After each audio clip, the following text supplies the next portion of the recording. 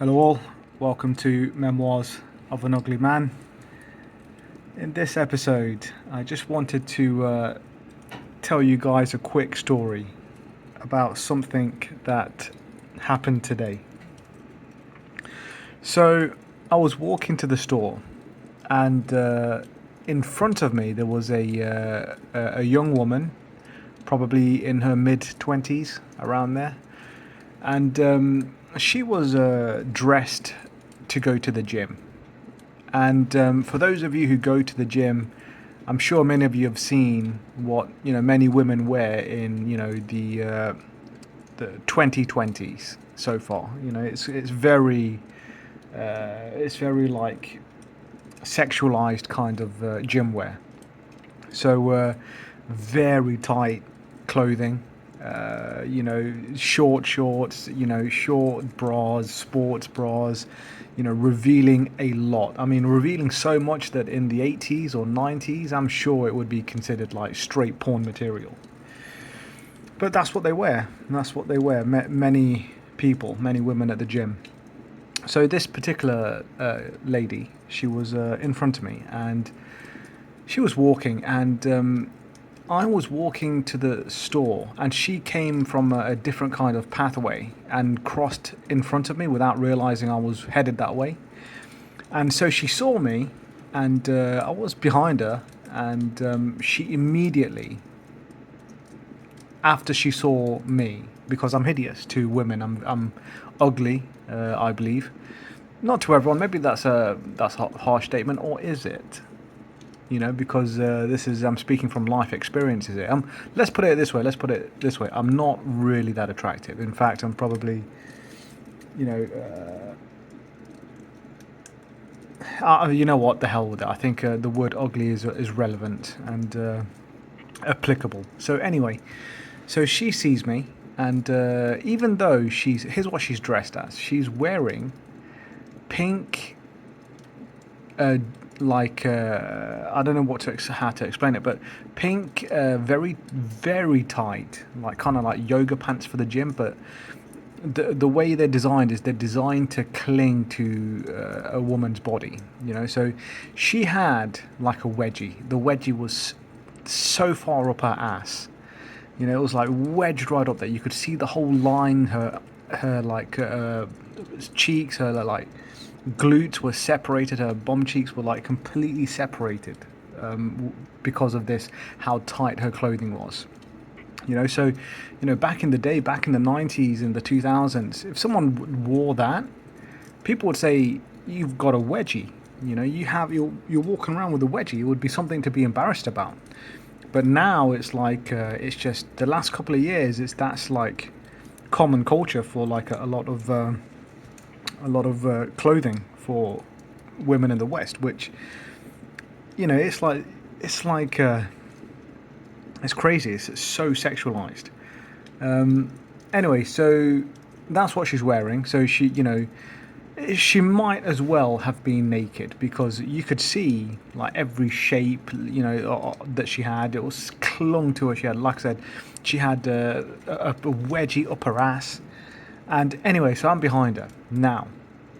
When she walked in front of me and saw me, you could tell by her body language and by like how her energy changed. She became uncomfortable, and it was just so, like, I guess, interesting and depressing at the same way to watch what she was doing. Her reactions were that she was like trying to pull her like yoga pants up and try and pull out her like wedgie to like get a non-wedgie, even though like the clothes are designed to give her a wedgie. And she was trying to readjust it to make it less sexual, to make it less appealing, and I heard other people describe similar things, and it's like, so you knew what you dressed like, but as soon as you saw a guy that's you find unattractive, even though you're dressed scandalously, highly sexualized, you're now trying to. She could be wearing a short skirt, half her ass could be hanging out, and she would be trying to like maneuver her body or pull down her clothes just a little bit so she could cover a little bit of her already massively exposed body. I just thought it was ridiculous. I thought it was ridiculous that, you're doing this, even though you went out the house dressed like that. This is public. You walk into the gym dressed like that. But you see someone who's unattractive, and all of a sudden it's like, let me readjust my clothing. Maybe I should not be wearing this right now. But that's the effect. That's the effect that, being unattractive to the opposite gender, to women, that's the effect that it can have. Not to everyone, I won't say everyone, but many. And unfortunately, this is not a situation that's isolated. I've come across these situations many times in life. So this was nothing new to me. I already knew how the sequence would play out. It played out exactly how I thought it would play out, because it's played out multiple times before with multiple different people. That's how it goes, So this is all just experiences on the journey of life for unattractive people, or unattractive men, because I think unattractive women can still get countless amount of male attention if they really wanted to. So it's different for women, but definitely for men, this is like, I'm sure many of you out there who are in the same situation would be familiar with such things. But yeah, so that's how it goes. So, I was going to expand a bit and say this is why, if, attractive men just cannot relate the same. They cannot really understand on a deep level what it's really like, because that generally probably doesn't happen to them.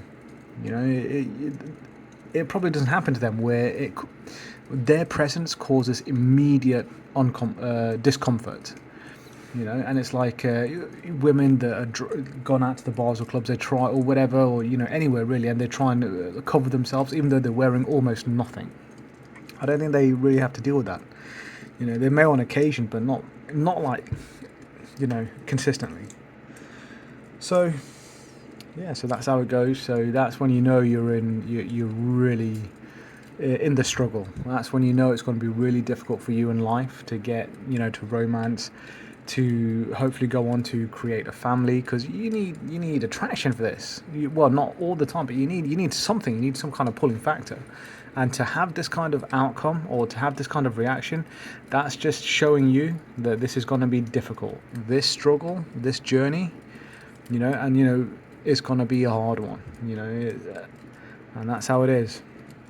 So so that's an experience that happened for me today, and I thought I'd share it with you guys. And catch you all the next time.